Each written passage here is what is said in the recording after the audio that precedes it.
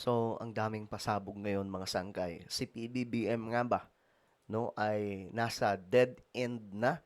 Si Pangulong Bongbong Marcos nga ba ay naninilikado? Nako, mga sangkay, abangan po natin at tingnan po natin itong malaking pasabog tungkol po sa presidente natin.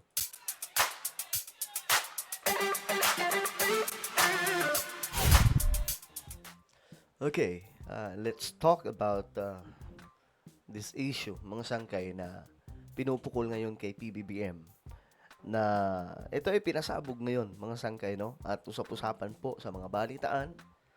Pero, ayun nga po, ang tanong dito, ito na ba yung magiging simula ng katapusan ng ating presidente?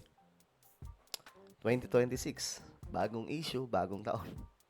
Anyway, bago tayo magtuloy-tuloy, sa mga hindi pa po dyan nakakapag-subscribe, guys, tayo po ay road to 2 million subscribers na. Padami po tayo ng padami dito sa YouTube. Kaya naman, ano pang hinihintay ninyo, makikita nyo po yung subscribe button sa baba ng video na to. I-click nyo lamang po yung subscribe, i-click ang bell, at i-click nyo po yung all. Sa mga nanonood naman po sa Facebook, i-follow nyo po yung ating Facebook page. Okay. Ito nga po, mga sangkay, ang balita, no?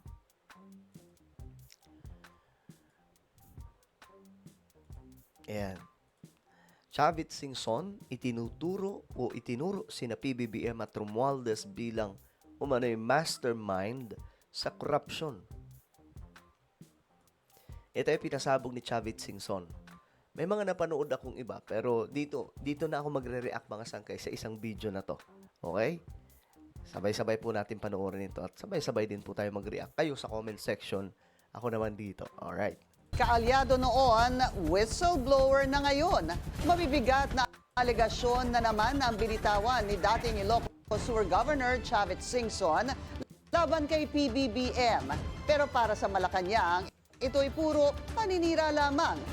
Ang detalye sa agenda report ni Hannah T. Gusto kamuli ni former Ilocos Sur Governor Chavit Singson si Pangulong Bongbong Marcos sa isang debate. Mastermind daw kasi ang Pangulo pagdating sa korupsyon ayon kay Singson. At anytime soon, posible raw ang pagpapatalsik sa kanya. Yan na naman sila eh.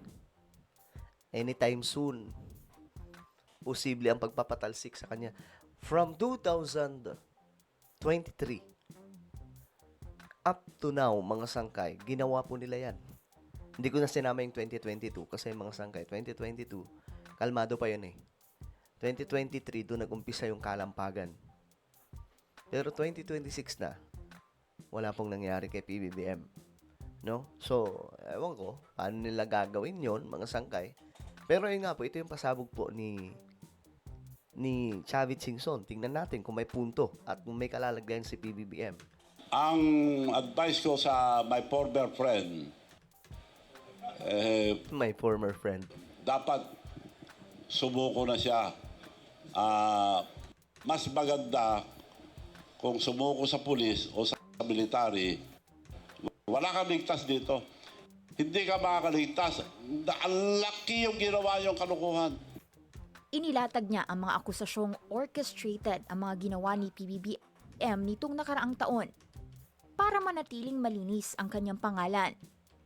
Halimbawa raw ang nooy pagpirma ni PBBM sa 2025 budget o General Appropriations Act sa kabila ng irregularities umano nito, kabilang ang di umano'y invalid at blank line items.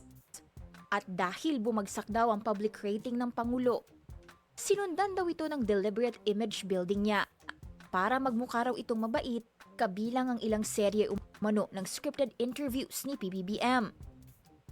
Si Singson, na dating presidential friend at advisor, tila inilaglag ang Pangulo dahil noong 2024 SONA raw nito, ifinlex nito ang 5,500 flood control projects ng administrasyon at kalaunay ibinintang sa climate change at improper waste disposal ang pagbaha sa iba't ibang bahagi ng bansa. Pero nang pumutok daw ang flood control scandal sa 2025, hindi naman daw idinawit ni PBBM ang di umano'y tunay na sangkot. Binanggit na si Martin Romualdez. Naimbestigahan ba? Di pa up to now. Naimbestigahan daw ba si Romualdez? Hindi pa rin up to now. Meron po. Okay? Meron investigasyon kay Romualdez. Fake news po yun na walang investigation. Sa totoo lang, nandun yung pangalan, nandun na nga po sa ombudsman eh. 'Di ba? Ni-recommend ng ICI na kasuhan si Romualdez. So, ang sabi niya na hanggang ngayon walang investigasyon kay Romualdez, fake news po yun. Okay? Ngayon, mga sangkay, ewan ko anong klaseng propaganda ito, mga sangkay. No? At si PBBM ang sinisisi sa flood control na siya daw po yung mastermind. But again, ito lang ang punto dyan. Walang mastermind na ikakanta ang kanyang sariling kalokohan. May kilala ba kayong mastermind na ganun? Wala po. Kung mastermind ka, gagawin mo ang lahat para maging malinis ka. Takpan ng takpan ang lahat ng dumi. Hindi pagpapasingaw ng dumi ang kailangan para po malinis ang iyong pangalan. So, ang ginawa ni BBM, pinasingaw niya ang malaking nabubulok na sistema.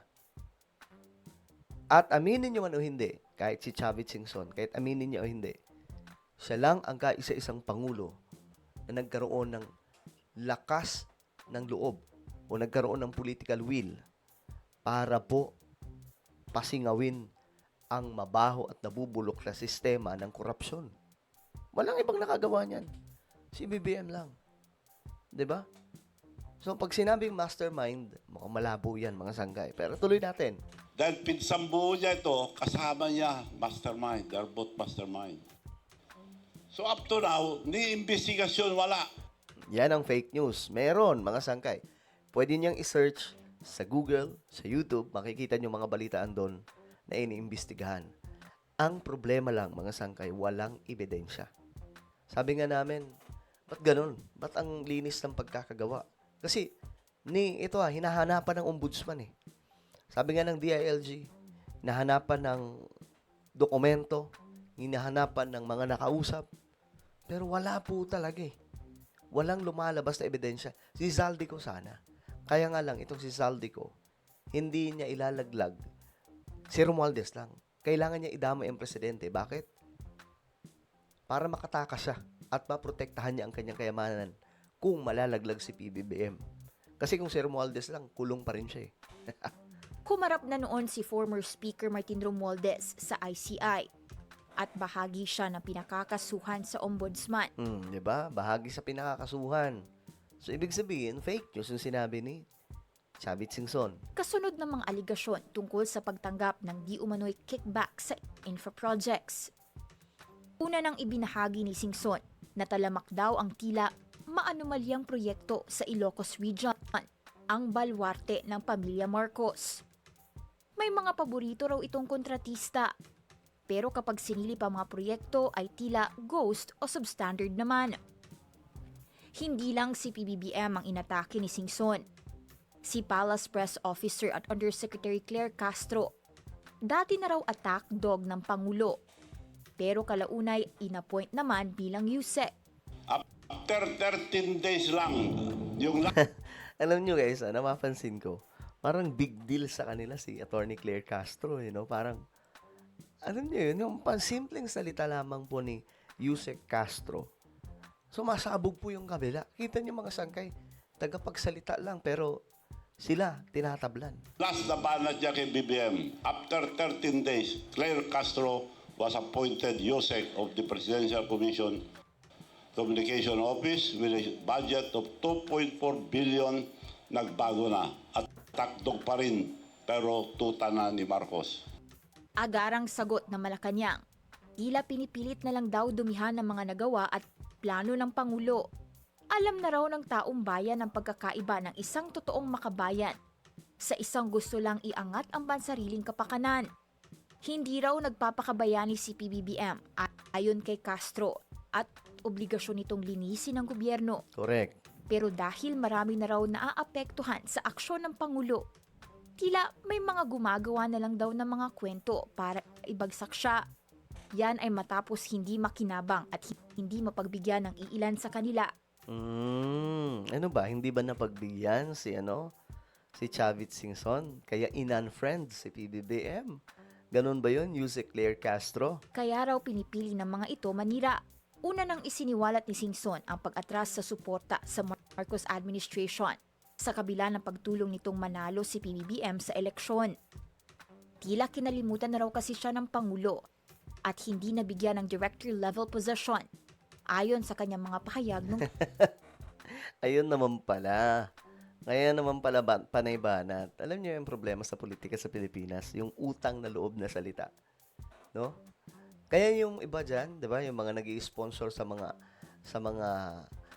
kandidatura ng mga mayayaman, makikinabang sila diyan eh. Kasi sa salitang utang na loob, tinulungan kita, then kailangan may payback. Protection mo yung aking mga negosyo, i-appoint mo yung ganito ko, 'di ba? Si PBBM hindi ganoon eh. 'Di ba? Kahit sino ka pa, kahit nag-donate ka pa, as long as hindi kita kailangan, okay, dyan ka lang, kalma ka lang, salamat sa suporta. Ganun dapat. 2025. Tiniming ng dating gobernador ang kanyang mga paratang sa 2026 sa pagpatak ng 40 years matapos ang ouster ng ama ni PBBM na si Marcos Sr. noong 1986. Hihintayin daw ni Singson ang pag-aproba ng palasyo tungkol sa hamon niya sa debate. Malabo yan. Guys, ito debate. Debate. Who are you to debate the President of the Republic of the Philippines? Diba? Sino ka para? Paano pagbibigyan ni PBBM yung hindi niya kapantay? Diba? Mga sangkay. Debate. Kung gusto ng debate, ayan, si Atty. Claire Castro. Oh, sige nga. Kung kakayanin. No? Ni former Governor Chavit Singson, si Atty. Claire Castro, yun na lang. Kasi kinakatakutan po talaga nila si Atty. Claire Castro ngayon eh. Kita nyo, debate si VP Sara Duterte umatras. Well, ano po ang inyong opinion? Comment down below. Meron po tayong YouTube channel. Ito po isang Sangkay Revelation. Hanapin nyo po ito ngayon sa YouTube. Kapag nakita nyo na, i-click nyo po yung subscribe, i-click ang bell, at i-click nyo po yung all. Ako na po ay magpapaalam. Mag-ingat pong lahat. God bless everyone.